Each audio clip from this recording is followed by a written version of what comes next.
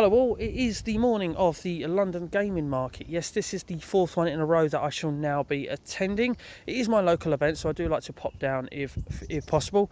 And being as I'm off work, I am able to do that today. So what are my goals collecting wise today? Well, I did go down at the beginning of the month and I get paid at the end of the month, so funds are a little bit low after going to that, and for that reason.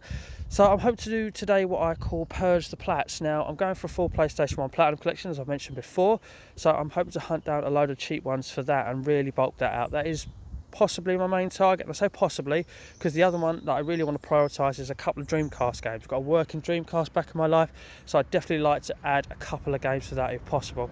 Of course, I'll be hunting for my regular targets as well, but they're more thing is if they turn up. So any cheap Xbox 360 that's not in the collection, I will add that, and any PlayStation 2 beat 'em up or compilation, I will add that. So outside of collecting, I would like to bump into a few tubers. Now I've only seen two advertised as going on Twitter, and they are Trista Bites, who I met at the last one, so I'm hoping to say hello to her again, and Sorex Space, who's been to the last two, but for some reason I missed him at the last two, so hopefully a third effort I can actually say hello to him if he does go. Apart from that, Big Game Owl, Planet Retro, he is going. I'm planning to meet him at Tottenham How, and then we join up, have a bit of a chat, jump on the tube, and then head down to the London Game Market indeed. And that's probably where I'll rejoin you now. Hopefully I'll remember to shoot some footage inside at Donny. I got a little bit lost in the moment, a little bit carried away, and kind of forgot to do that. So plenty of footage inside the London Gaming Market this time round. So yes, I shall join you there. Don't mind being in my vid, do you, Al? Say hello to everyone.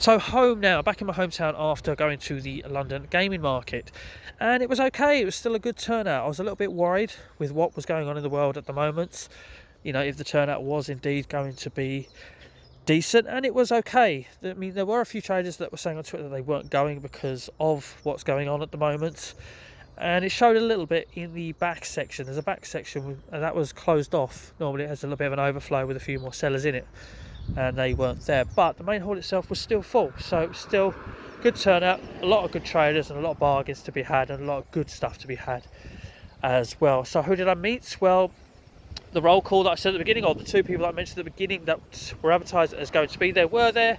Trista Bites was behind a stall, and it was a pleasure again to talk to her in length for quite a little bit of a while as well. Lovely to talk to, a real pleasure.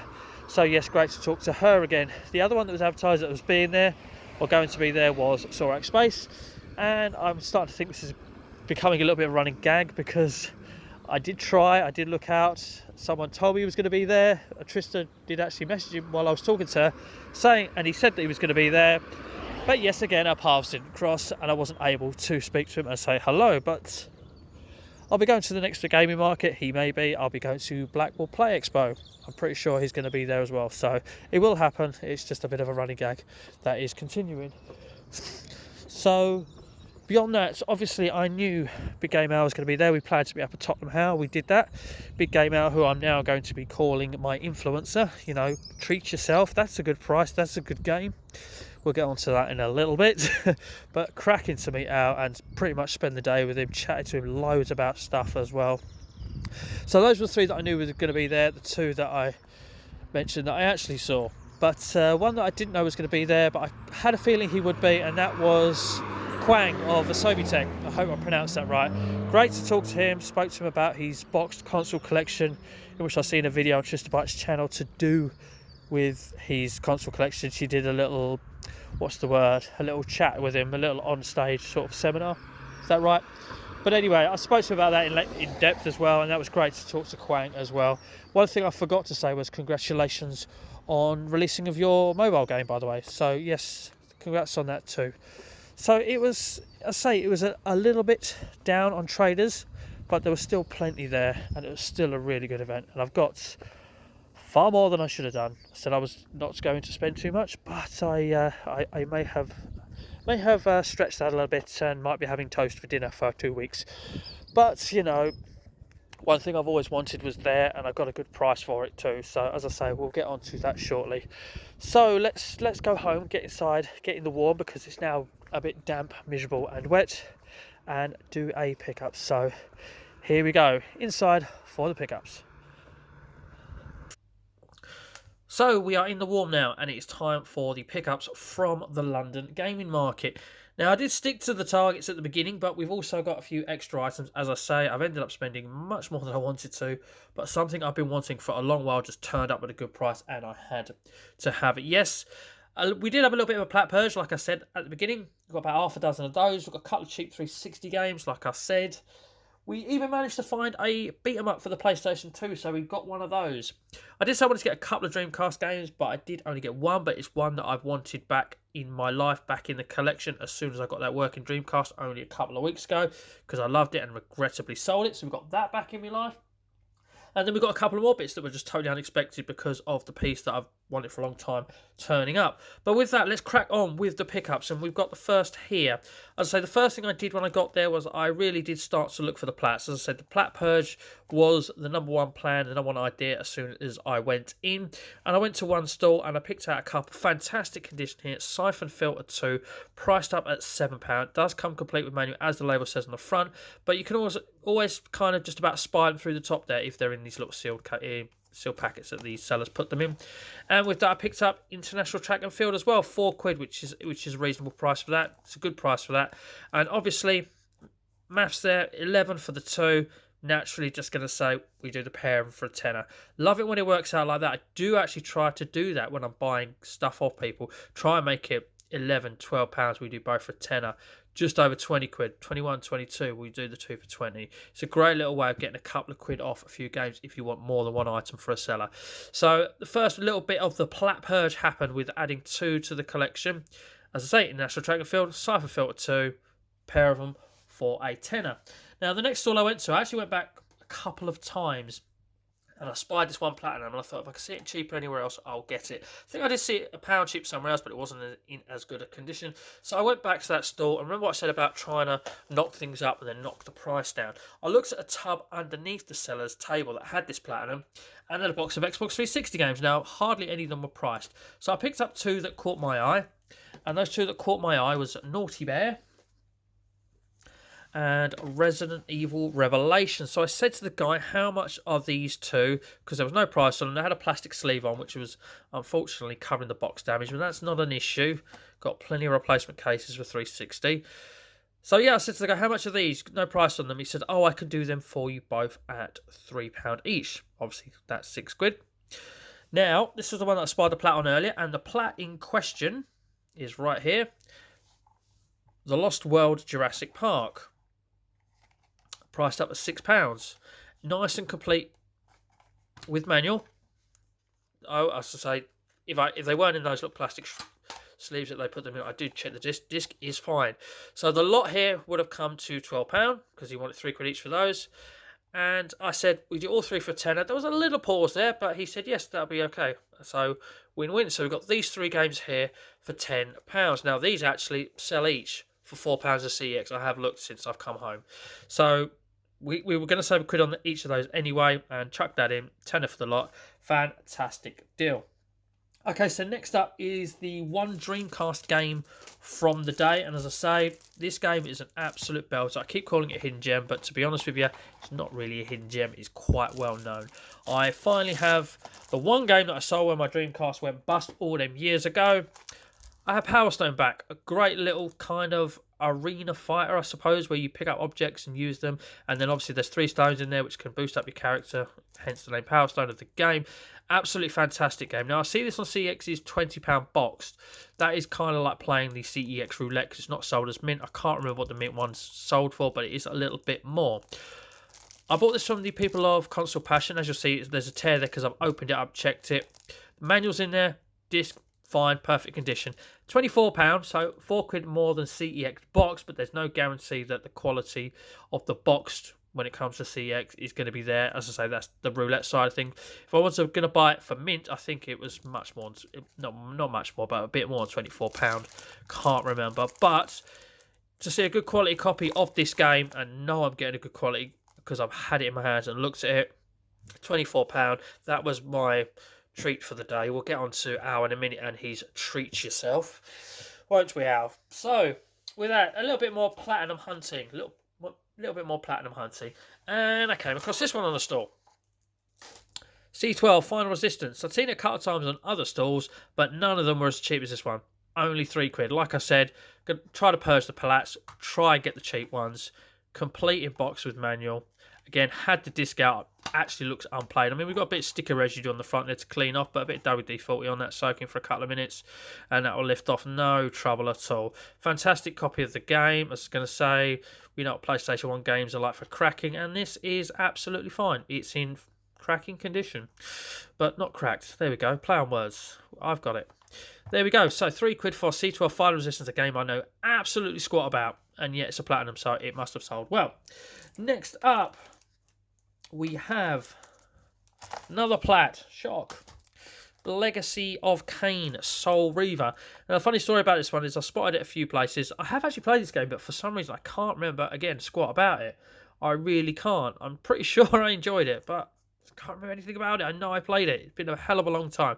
But anyway, I'd picked it up on a few stores. I'd seen it around about 10 over on a couple. I saw this for 8, and I walked literally 2 stores over on the same row, picked out another copy of it, which wasn't actually in as good condition as this one, and they wanted £12 for it. And I just thought, you know, £8 is the cheapest that I have seen it in the market for. Very intrigued to try this again, if I can actually remember it. So I just paid the £8, to be honest with you. Didn't even, I must admit, if I know there's a few of you gasping, I should have haggled, but I was happy to pay the £8 for it for the condition it's in as well. Spider manual through the roof of the case. Yes, another one off the plats list. But we still have one more plat, and a little bit of a lesson. Is it a lesson to be learned, or is it just a little bit of unfortunate?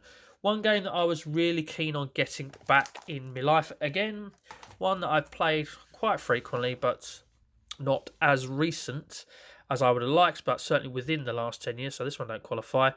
But I wanted Mortal Kombat Trilogy, and I say the little lesson I learned, or just a little bit of an unfortunate incident, was I had been looking for it. I'd seen it once for 20 quid, saw it a second time for £15, and then I went around a little bit more, and before I see this copy, I decided that I haven't seen it anywhere else. I'm going to go back and get that platinum copy for 15 quid, because as you'll see, this one's at 18 quid. It had gone, and I was just like, I was a little bit gutted. So I saw this. I had a good chat with guys, really friendly. We were talking about games. He was talking about Resident Evil Code Veronica on the Dreamcast and how he'd beaten it X amount of times, once only with a knife or something. Had a real good chat with him. Nice guy, but he just wouldn't budge, because I said, would you do this for 15? And he said, I can only do what's on the label. I said, is there no movement at all? He said, no. So, yeah, I paid £3 more than I could have done, but condition again. Not a single crack on the case. Fantastic condition. Can't moan. Manual's in there, isn't it, Al? It's funny enough, we checked for the manual. We opened up the case, and someone else must have been checking for it, because the manual was in the box. It actually dropped out and was in the box, so it turned out to be there. We even got a little warranty card or something there as well. So it's proper complete, because you need everything in there, don't you, for it to be proper complete. And there we go. Yes, Mortal Kombat Trilogy. Very pleased to have that. Now, this is where we go very much off targets, with the exception of that one PlayStation 2 fighter there.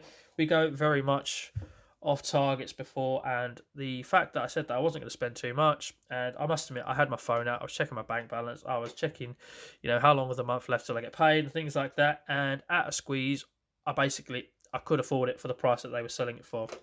And what have I picked up? As he moves the peripheral so they don't go sliding everywhere, I picked up one of these bad boys. I finally have me, excuse me for the fact it doesn't really fit on camera, I finally have me a Retron 5. And this was priced up at £95 plus a game. The game was a choice of one of the £8 games that I had on the other side of the stall. We'll get to that in a second, because I need to ask questions about that one. But I've wanted something that could play Genesis games, as it says there. Sorry, Mega Drive. Damn you for putting Genesis on it. Mega Drive games on it. SNES, NES, and certainly Famicom. I can't wait to get some of those colourful carts and start playing a few of those. So yes, Game Boy Advance adapter at the front there as well. Play those on it too. So very pleased to have one of these. I have actually tested it. It does work. I say it does work. The controller that comes with it is right here. We've got one of those too. This thing is bloody awful. It really is. Don't like it at all. Comfortable to hold. Bit of flashing lights there. Look at that. I had charged it up, you see. And yeah, everything about it, it's hard to play games with it smoothly as such. So help me out, people, in the comment section below. Retron 5 noob here. As I say, I've only just bought it.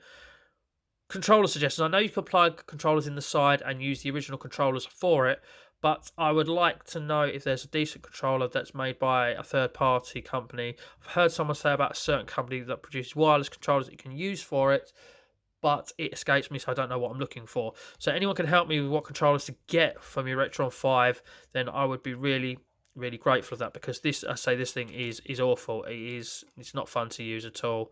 Although it does work, it will do the job, micro USB, plug it in, all that sort of stuff. Yeah, no, not a big fan of this. And I knew it was the weakness. I knew people said these are crap. They're not very reliable as well, apparently. They've been known to break down in a short period of time.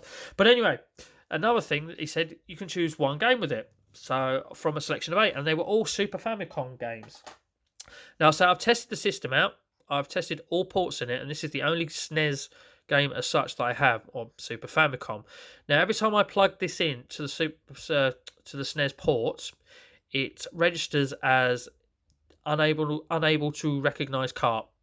Now, I'm wondering if that is because it will not play Super Famicom. I don't know. It plays Famicom, which has a separate slot at the front for, and the slot for the SNES just says SNES. I know the Mega Drive port / Genesis says that on it, so it will play both, because I have tested that with Mega Drive games. I've got a few here, and I just want to know, does it not play Super Famicom? Is that why this doesn't work, or have I got a faulty game? Perhaps, I don't know. maybe I will try and get hold of a PAL SNES game. I don't actually own any to test it out, but could really do with people's help here. So if you know Retron 5 doesn't play Super Famicom, then again, please comments below and help me. Okay, so after I bought that, I did do a little bit of walking around. Like I said, I've tested every port, which means I needed to buy a NES game. That was the very last item of the day I bought. A couple of more things before that. Like I said, I like to collect beat 'em ups for the PlayStation 2 and compilations, and this is the only PlayStation 2 game that turned up on the day that fit those bills. That was nothing at all. It might as well have been nothing. It was only a quid.